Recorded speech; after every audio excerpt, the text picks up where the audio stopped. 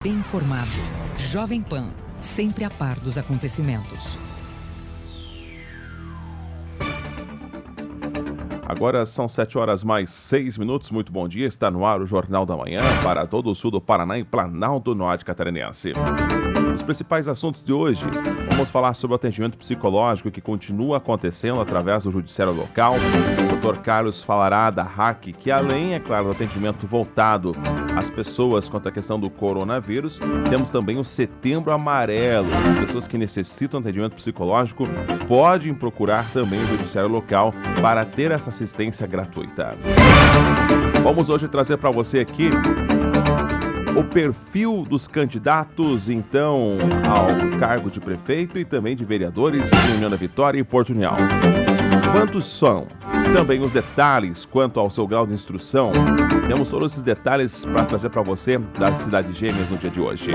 E também a entrevista por parte do TRE de Santa Catarina, falando o que pode e o que não pode nesse período de propaganda eleitoral. Fique atento, eleitor.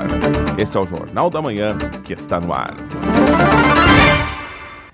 Neste momento, 11 graus e 6 décimos é a temperatura aqui na área central de União da Vitória.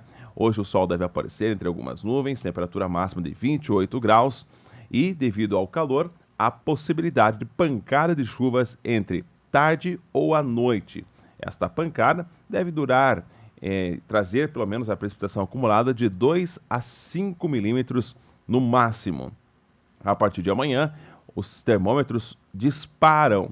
Por exemplo, amanhã tem máxima de 30, na quinta-feira máxima de 35 graus e na sexta-feira, pela previsão, tem máxima de 38 graus aqui para a nossa região. Realmente muito calor nos próximos dias, registrando aqui pelo CIMEPAR.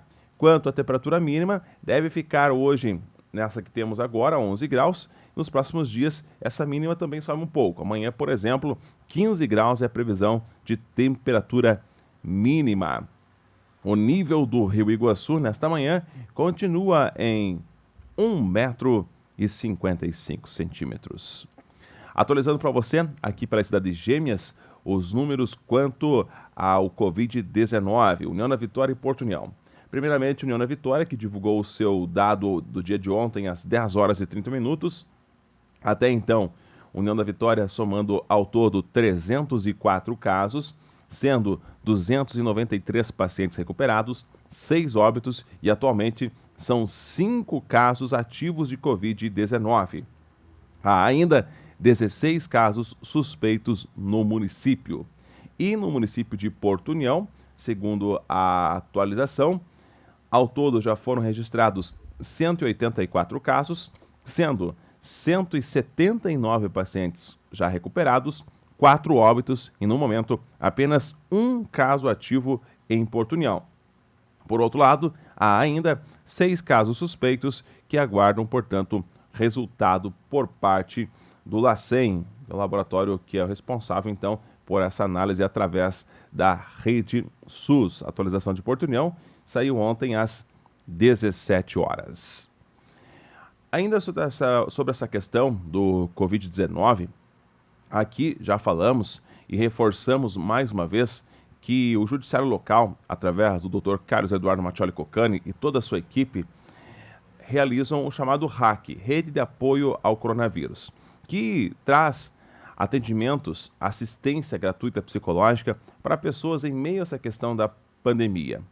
Porém, estamos no mês de setembro, o chamado Setembro Amarelo, mês que trabalha a questão da prevenção ao suicídio. É um assunto de extrema importância. Por exemplo, no último sábado, tivemos 2 ocorrências de suicídios pela região, sendo um caso em Canoinhas e um caso em São Mateus do Sul. Então, infelizmente, aqui para a nossa realidade, na nossa região, suicídio vem matando mais que a própria Covid-19. São números assustadores que temos aqui para a região sul do Paraná e Planalto Norte Catarinense. Por isso, é de extrema importância que toda ajuda ela venha a ser bem-vinda. E com isso, os atendimentos, os psicólogos, os profissionais aqui do judiciário que atendem as pessoas quanto à questão da RAC pelo coronavírus, também podem procurar essa ajuda para essa questão do Setembro Amarelo. Pessoas com pensamentos suicidas, que estão aí em profunda depressão, que precisam desabafar, podem procurar esse serviço. O Dr. Carlos Eduardo Mattioli Cocani fala de como você pode conseguir esta ajuda. Da RAC, tem muita gente que fala, eu não sei se é o caso quando nos procura na RAC, que mais de 90% dos atendimentos, a primeira procura é por escrito numa mensagem no Instagram ou no Facebook. Então, eu não sei se eu estou procurando o lugar certo, não sei se é o caso, se vocês cuidam disso. Para isso que nós estamos atendendo. Se não for ao nosso perfil, nós vamos fazer um encaminhamento mais rápido possível. É isso que importa, né? O importante é procurar a ajuda necessária para que a gente possa encontrar os caminhos para ficar melhor adiante, para buscar esse processo de melhora. Lembrando que o tratamento, fecho aqui, todo e qualquer tipo de tratamento, às vezes a RAC Rede de Ajuda, ele é um tratamento que por si só, nem sequer se falaria no tratamento, né? Primeiro socorro, né? Os primeiros socorros psicológicos, ele pode por si só trazer a pessoa ao prumo novamente, ela pode sair, e muitos, né, Juscelene que atende, muitos saem muito bem no final da conversa e seguem a vida adiante, não precisam procurar uma ajuda mais profissional, mais específica para frente. E em outras situações, a RAC, ela ajuda, inclusive, a detectar a necessidade dessa ajuda posterior. Então, nós temos várias possibilidades aqui nessa emergência que ela funciona todos os dias, né? Claro que a gente não está atendendo só de madrugada, e lá o Jonas mencionou que o atendimento deles é 24 horas, né? Mas o nosso atendimento, ele não passa aí de 12 horas, de 6 horas, se for durante o dia, a pessoa já está sendo atendida de imediato por vídeo, não precisa se deslocar, basta ter um sinal de internet, um aparelho que consiga fazer uma conversa, e quem a gente não consegue já começa por escrito, nós não deixamos ninguém sem atendimento. Foi pedido até de casos marcantes, né, Alexandre? A gente tem atendimentos da mais diversas espécies, né? A pessoa mais jovem que procurou, mais nova, tinha 7 anos, procurou ajuda para ela e para a avó dela, que estavam sofrendo uma situação de violência física e psicológica dentro de casa. Então, viu a propaganda da RAC e procurou. Nós tivemos pessoas do lado nordeste que viram a propaganda lá no Instagram e nos ligaram. Nós atendemos todo mundo da mesma forma, com o mesmo perfil, seguindo todas as técnicas, né? Porque não depende, como eu falei, de onde a pessoa vive, é diferente de um trabalho lá de processo judicial, que tem regra de divisão de atribuições por cidade, por comarca, né? Então, não há, independente da dificuldade que a pessoa passa, nós vamos atender. Uma outra questão é sigilo. Sempre tem adolescentes assistindo, então nós tomamos muito cuidado, porque, por vezes, o adolescente está sofrendo uma violência da própria família. Então, é assegurado ao adolescente todo esse cuidado de que ele não seja exposto perante os familiares que estão praticando a violência, que ele possa verbalizar isso com muito cuidado, né, com muita respeito, né, e até medir em que momento ele vai querer que isso venha à tona, ou não, né, porque, de repente, tem pessoas que elas precisam desabafar, verbalizar, ter o processo de cura, mas isso é apenas colocando para fora, ela vai ter uma vida nova dali para frente. Ela não quer necessariamente que seja aberto um processo criminal, que toda a família seja exposta, né? Outros querem, né? Outros querem a punição, precisa ver a punição ocorrendo. Enfim, isso é muito particular e individual de cada um e é respeitado, né? O judiciário, muitas vezes, não respeita as pessoas nas suas individualidades. O nosso perfil é completamente diferenciado. Nós vamos respeitar aquilo que for verbalizado por cada um. É gratuito, não tem limite de tempo, né? Então, são algumas características aí do nosso formato de atendimento, e nós documentamos tudo para frente. Também uma outra diferença da nossa RAC é que ela não termina com o atendimento em si. Tudo é documentado, nós, por vezes, fazemos contatos com as pessoas para frente. Se nós procedemos com encaminhamento, por exemplo, para o CAPS, para fazer um atendimento terapêutico de psicólogo no SUS, esse atendimento ele vai acontecer. O SUS não vai deixar de atender, mas às vezes marca uma consulta muito para frente, então a gente continua acompanhando para antecipar a consulta, para ter certeza que essa pessoa vai ter ali a prioridade de atendimento quando é mais urgente, e por aí vai. Se aparecem demandas sociais outras, nós atendemos. Então, de repente, é uma mulher que sofria violência e ela está péssima nesses dias de pandemia, porque o marido não está indo trabalhar, ou perdeu o emprego, o uso do álcool aumentou. Então, nós vamos atender todas as demandas. Ele vai ser encaminhado, o companheiro, se ela quiser divorciar, nós vamos atrás de advogado. Enfim, todas as demandas, se estão todos desempregados, vamos buscar auxílio social, e nisso o SESC é um parceiro também, ajudou várias das famílias que atendemos pela RAC nesses dias de pandemia. Então, aí, esse é um pouco do trabalho que é desenvolvido aqui de forma gratuita, toda essa assistência psicológica, e não são apenas, então, para casos da questão voltada ao terrorismo psicológico, assim chamado, pela Covid. Você que está sofrendo algum tipo de violência, você que precisa de atendimento para a questão voltada também ao suicídio, pode procurar ajuda, como o Dr. Carlos já mencionou, todos os atendimentos são sigilosos. Pode procurar sem medo uma ajuda psicológica que será muito bem atendido através da equipe do Sejusc. Mais informações nas redes sociais, Instagram e Facebook, você pode procurar até pelo Sejusc ou pelas redes sociais do próprio Dr. Carlos Mattioli. E depois do intervalo, vamos trazer para você aqui outras informações no Jornal da Manhã.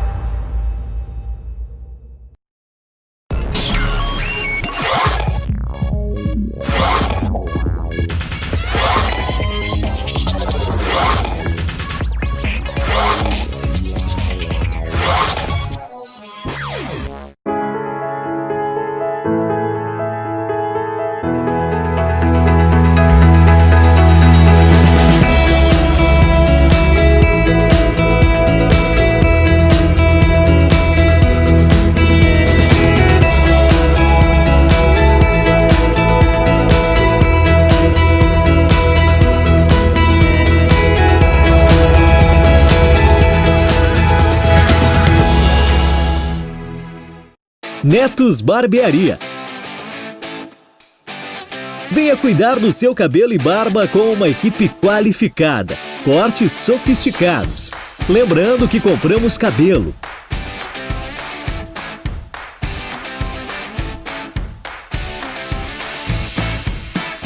Netos Barbearia, em 3 endereços: Centro de União da Vitória e em Porto União, Centro e Bairro São Pedro. Netos Barbearia.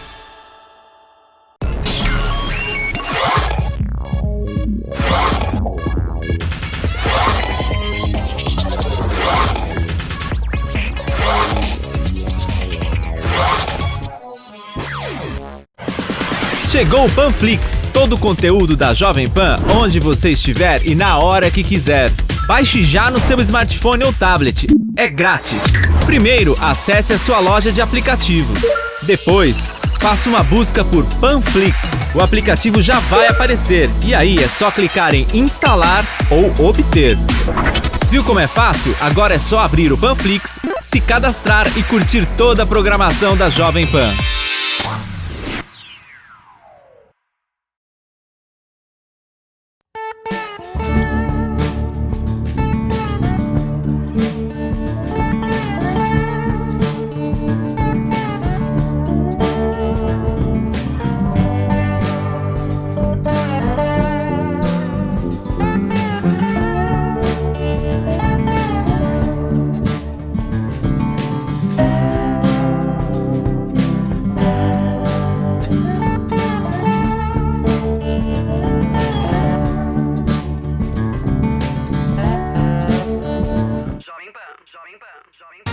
Onde quer que você esteja, permaneça bem informado.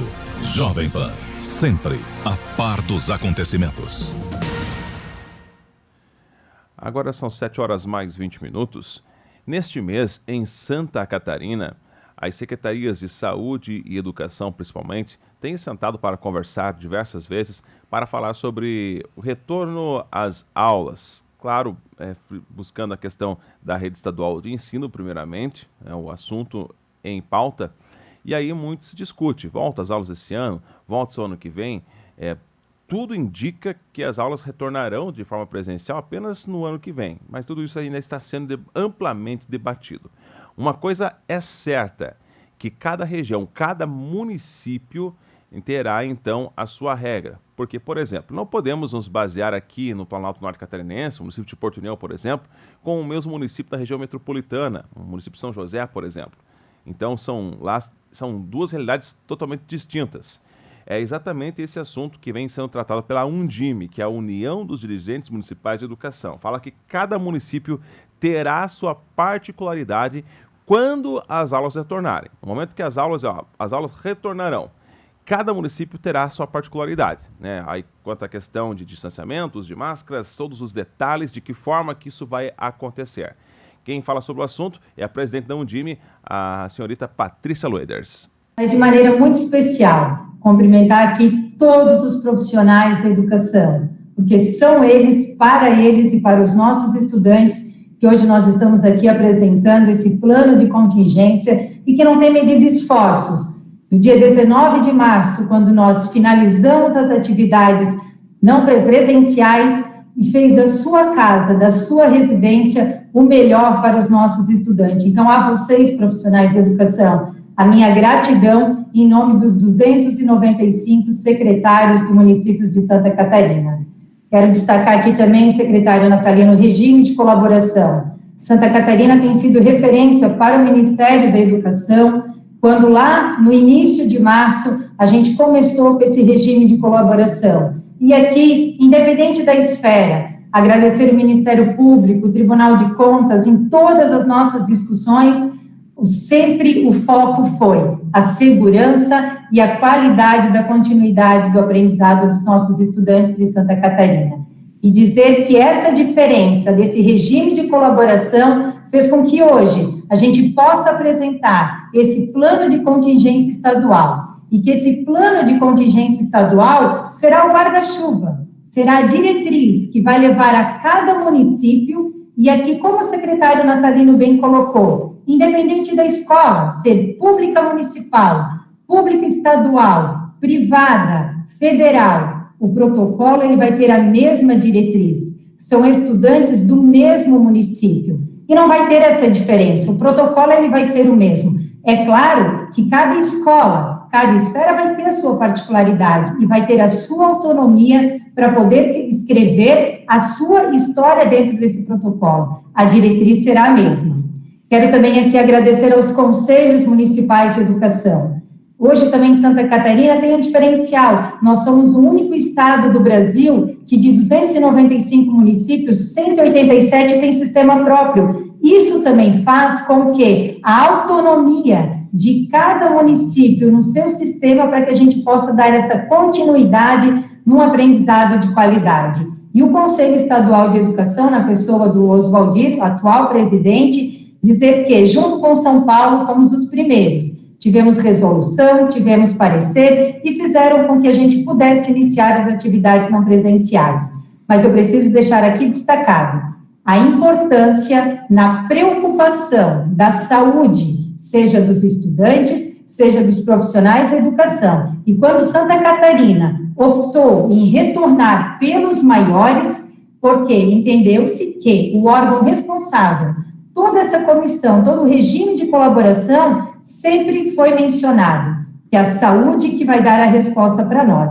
E esse plano de contingência, como o secretário colocou, ele não vem trazer a data, ele vem trazer, sim, um planejamento, porque quando iniciou a pandemia, nós não tivemos tempo, mas agora a gente precisa estar, sim, preparado para o retorno. Independente da data do retorno, o planejamento, ele precisa acontecer. E não se preocupem, vai ter formações, todos os municípios receberão formações. Através desse regime de colaboração, vai chegar na sua cidade a formação, aonde os profissionais de educação, a equipe gestora vai receber todas as informações possíveis para que você possa colocar e construir e fazer na prática do dia a dia.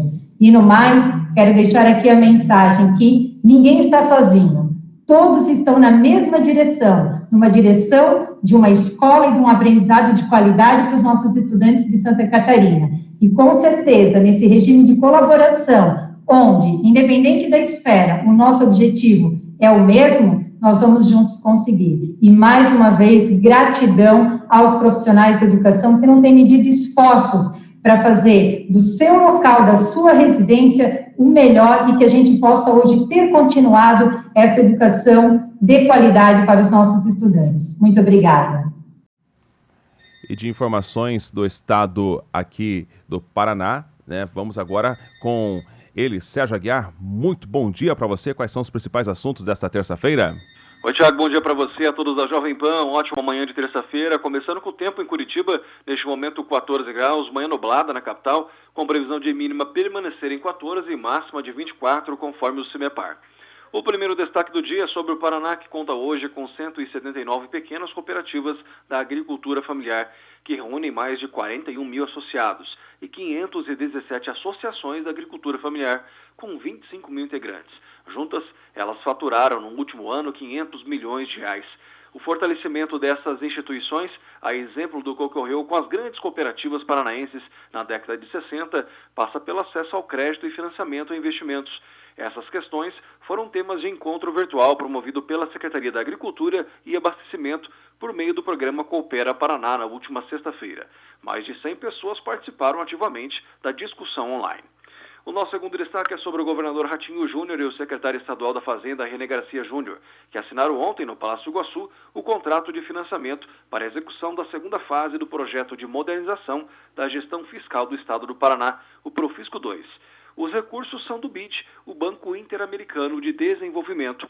A linha de crédito soma cerca de 282 milhões de reais.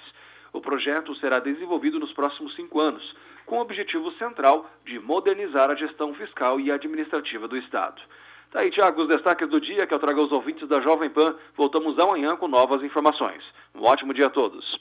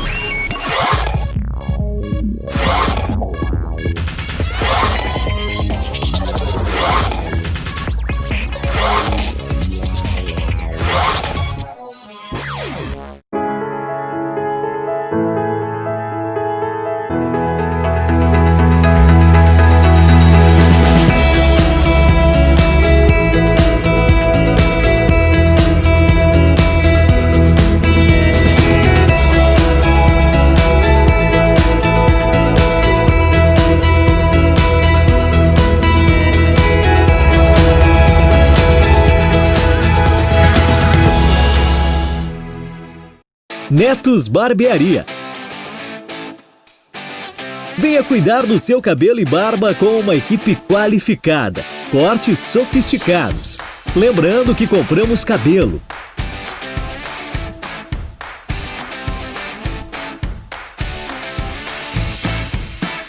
Netos Barbearia, em 3 endereços: Centro de União da Vitória e em Porto União, Centro e Bairro São Pedro. Netos Barbearia.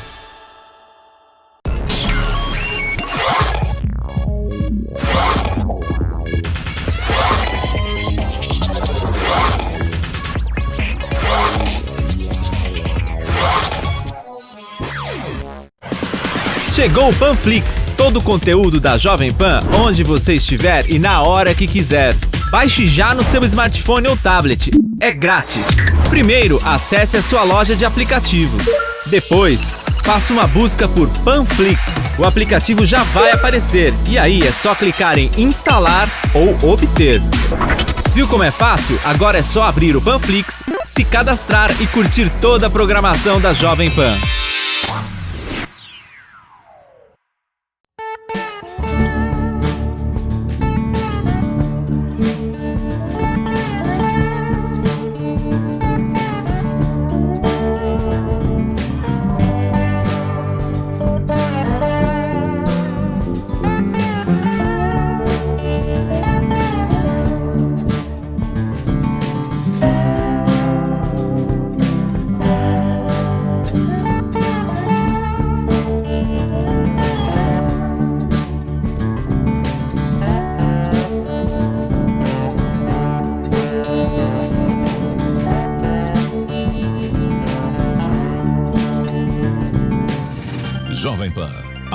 Marca da credibilidade.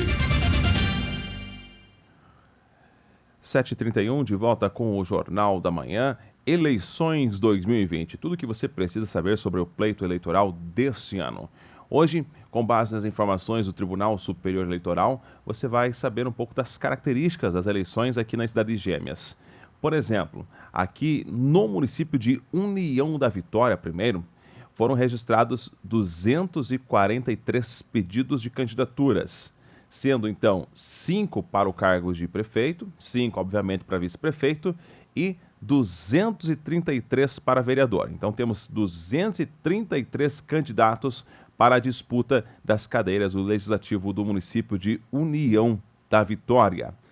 Aqui, quantitativo de candidatos à reeleição, ou seja, que disputaram já o pleito anterior, são 8 atuais que tentam se reeleger nesta eleição de 2020. Quanto à questão de gênero, a maioria ainda em União da Vitória são homens. 67,9% dos candidatos são homens contra 32,1% mulheres. A faixa etária principal de candidatos tem entre 50 a 54 anos em União da Vitória, seguidos pela faixa etária de 45 a 49 anos e de 40 a 44 anos. Grau de instrução. A maioria dos candidatos que disputam a eleição em União da Vitória tem apenas o ensino médio completo. São 88 deles, que representa 36%. Outros 77 têm o ensino superior completo, que representam 31,69%. Os que têm apenas o ensino fundamental completo representam 13,17% do total. Os que têm o ensino fundamental incompleto somam 7,41%. Ainda superior incompleto, apenas 6,58%. Ensino médio incompleto, 4,53%.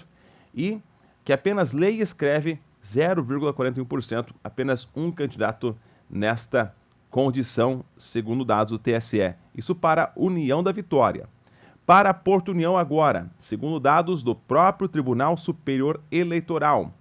Temos então, ao todo, 127 cadastrados na disputa da eleição desse ano em Porto União, sendo 4 candidatos a prefeitos, obviamente 4 a vice, e são 119 candidatos ao cargo de vereador no município de Porto União, sendo 9 ao todo que estarão disputando uma possível reeleição.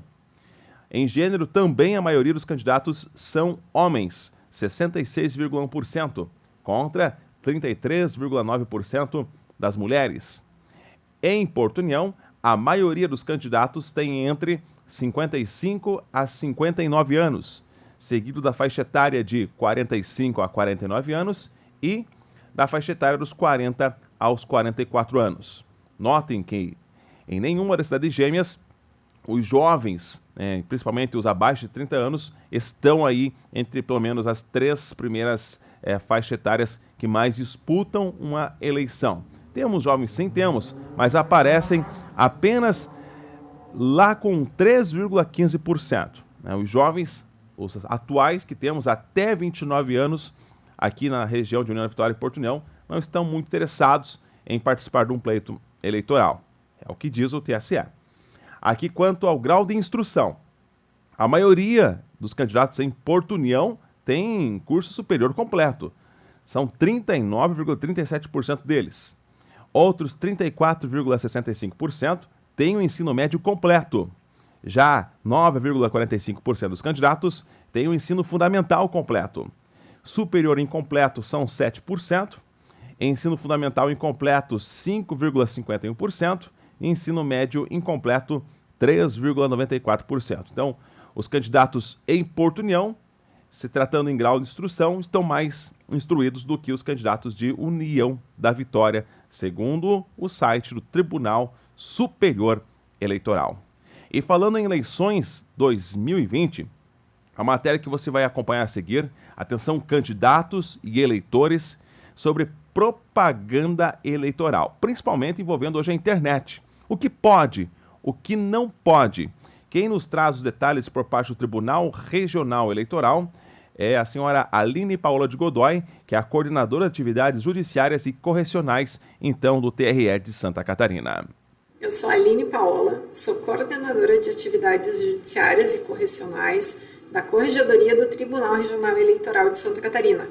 E hoje eu vou conversar com vocês acerca dos desafios e das novidades sobre a propaganda eleitoral para as eleições municipais deste ano. O grande desafio da Justiça Eleitoral, sem dúvida nenhuma, é o enfrentamento à desinformação, às chamadas fake news. Vocês devem se lembrar, na eleição passada, em 2018, a Justiça Eleitoral sofreu um ataque muito grande de desinformação. Foram inúmeras notícias, vídeos falsos, produzidos com o intuito de enganar, de ludibriar e de prejudicar a instituição Justiça Eleitoral, a imagem da instituição, assim como ocorreu com relação a candidatos também. Tá? Então, nós sabemos que a desinformação, as fake news, elas não são novidade, porque hoje, com as redes sociais, o alcance da desinformação ele é muito grande, ele é muito maior e ele impacta nas eleições. Então, o grande desafio de toda a sociedade, não é só da Justiça Eleitoral, ele é da imprensa, da Justiça Eleitoral, dos candidatos, do partido, dos ministérios públicos e do cidadão também. O grande desafio é evitar a disseminação de notícias falsas, notícias sabidamente inverídicas, porque isso ele realmente impacta na liberdade do voto do eleitor.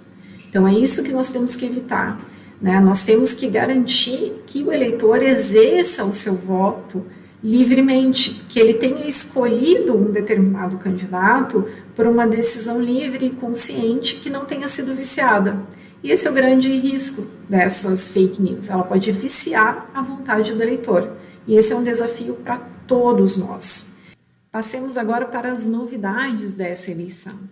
A pandemia do coronavírus, aliada às alterações legislativas, aumentaram muito a possibilidade e a necessidade de utilização de propaganda eleitoral na internet, assim como as demais formas de propaganda. E ela pode ser realizada em site do candidato, do partido ou da coligação, desde que tenha sido comunicado à Justiça Eleitoral e hospedado no Brasil. Além disso, é permitido também a realização de propaganda eleitoral em site de pessoa física, nas redes sociais, no Facebook, no Instagram, no Twitter e etc. Além disso, também é permitida a realização de propaganda pela internet através de mensagem eletrônica, através de endereços cadastrados gratuitamente pelo eleitor, em que haja a possibilidade de descadastramento. E uma das dúvidas mais corriqueiras que nós recebemos diz respeito à possibilidade ou não do impulsionamento de conteúdos, ou seja, é o pagamento para que determinada propaganda, seja ela de pessoa física, jurídica, de algum objeto, e também da propaganda eleitoral, tenha uma amplitude maior e atinja um número maior de pessoas. E o impulsionamento, ele é permitido na propaganda eleitoral, no entanto, é necessário que os partidos e candidatos observem determinadas regras, para que eles não incorram em irregularidades eleitorais. Então, é super importante que a utilização do impulsionamento, ela normalmente é feita por empresas de publicidade e marketing, mas que sejam observadas determinadas regras, como, por exemplo, essa propaganda ela tem que ser inequivocamente identificada como propaganda eleitoral. Então, do mesmo modo que nas propagandas comerciais aparece lá a bolinha escrito patrocinado, com relação à propaganda eleitoral, deverá aparecer a indicação propaganda eleitoral. Uma outra questão super importante diz respeito a quem é que pode contratar o impulsionamento. No caso de propaganda eleitoral, somente poderá ser contratado por partidos, coligações, candidatos e pelos representantes dessa candidatura. Isto é, A pessoa física, a pessoa natural, como eu, como você, não pode contratar impulsionamento, sob pena de incorrer em um ilícito eleitoral e podendo, inclusive, prejudicar a candidatura daquele candidato que você queria beneficiar. Além disso, esse impulsionamento ele tem que ser contratado diretamente com o provedor da aplicação da internet. Então, o impulsionamento ele tem que ser contratado diretamente com o Instagram, diretamente com o Facebook, diretamente com o Twitter. Ele não pode ser contratado por uma plataforma ou um aplicativo externo. Essa é uma exigência da legislação. Uma outra novidade para essa eleição é que não é permitida o patrocínio, né, o impulsionamento de propaganda negativa. Isso que ocorreu tanto nas eleições passadas, né? O objetivo da legislação é permitir que somente aquelas propagandas que sejam exaltando as qualidades, os feitos de determinados pré-candidatos, de candidatos, é que possam ser impulsionadas, mas aquela propaganda negativa não pode. Além disso, deverá conter, essa propaganda deverá de forma legível conter o CNPJ, o número do CPF e outros dados que devem constar na propaganda eleitoral. Uma das dúvidas que nós recebemos com muita frequência diz respeito à manifestação do pensamento na internet. E o que nós temos de deixar claro é que tanto a legislação eleitoral, assim como a Justiça Eleitoral como instituição, preza pela livre manifestação do pensamento.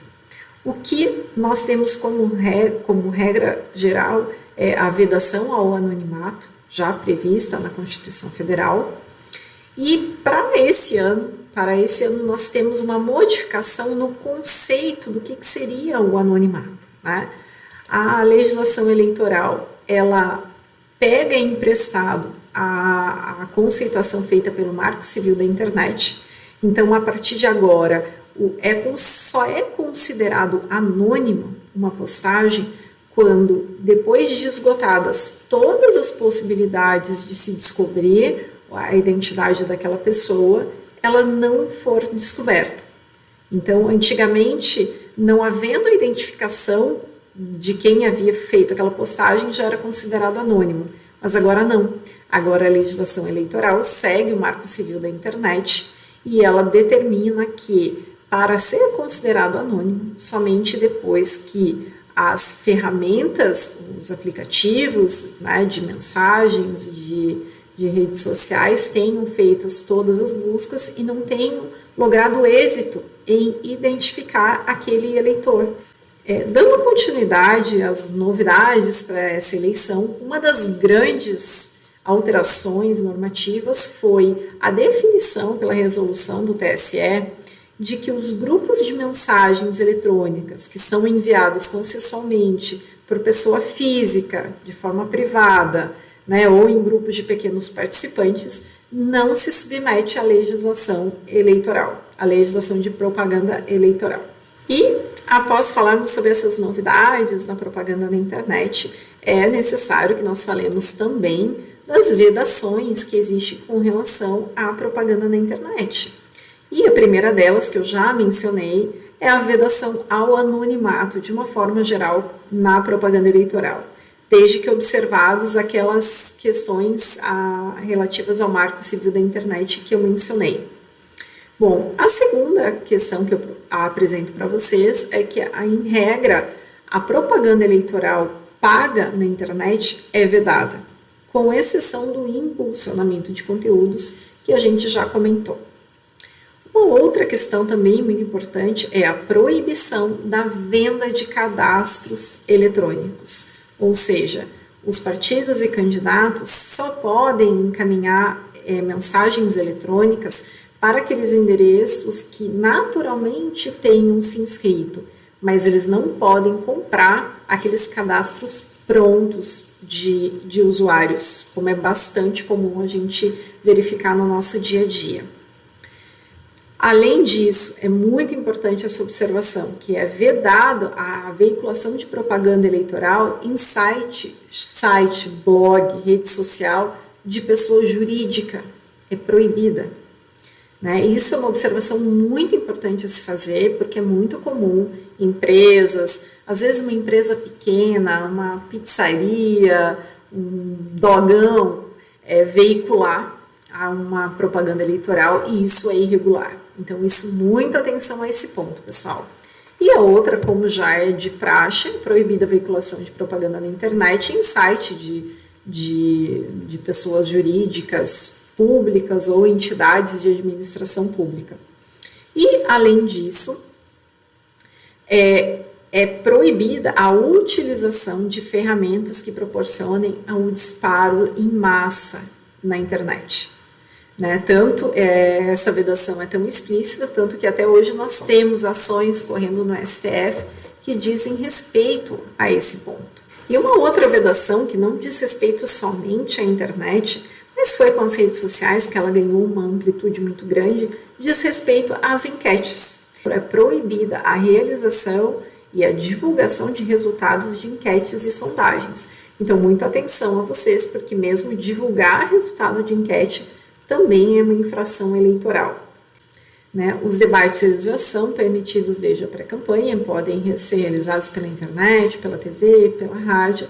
E o que a legislação exige é que seja sempre conferido um tratamento isonômico, né? Mas os interessados podem podem acordar as regras desse debate, e não havendo acordo, deve ser aplicada a legislação eleitoral. Então, em regra, a Justiça Eleitoral não interfere nos debates, a menos que haja uma representação, uma reclamação por parte de alguma pessoa que tenha se sentido preterida ou prejudicada. Então, é importante dizer que os debates não necessitam de autorização da Justiça Eleitoral para ocorrerem. Né? O que se exige é que a empresa promotora desse debate faça uma comunicação à Justiça Eleitoral para dar ciência à Justiça Eleitoral acerca da ocorrência desse debate. Porém, a Justiça Eleitoral não vai fazer nenhuma análise prévia. Então, atenção, candidatos e eleitores, fiquem atentos quanto às regras do que pode e o que não pode na questão de propaganda eleitoral. Claro que no decorrer desta e das próximas semanas, temos outras orientações para que você, eleitor, não acabe ainda transgredindo alguma destas regras eleitorais e prejudicando, assim, também até o seu candidato. 7h49 agora, o Jornal da Manhã vai ficando por aqui. Já depois do intervalo você continua com as principais notícias de todo o Brasil. A você uma excelente terça-feira.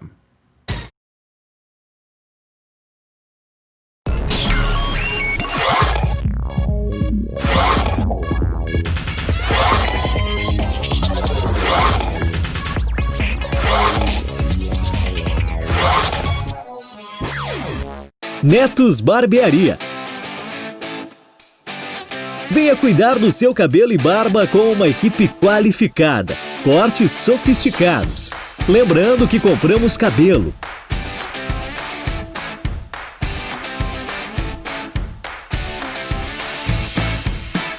Netos Barbearia, em 3 endereços: Centro de União da Vitória e em Porto União, Centro e Bairro São Pedro. Netos Barbearia. Chegou o Panflix, todo o conteúdo da Jovem Pan, onde você estiver e na hora que quiser. Baixe já no seu smartphone ou tablet. É grátis. Primeiro, acesse a sua loja de aplicativos. Depois, faça uma busca por Panflix. O aplicativo já vai aparecer e aí é só clicar em instalar ou obter. Viu como é fácil? Agora é só abrir o Panflix, se cadastrar e curtir toda a programação da Jovem Pan.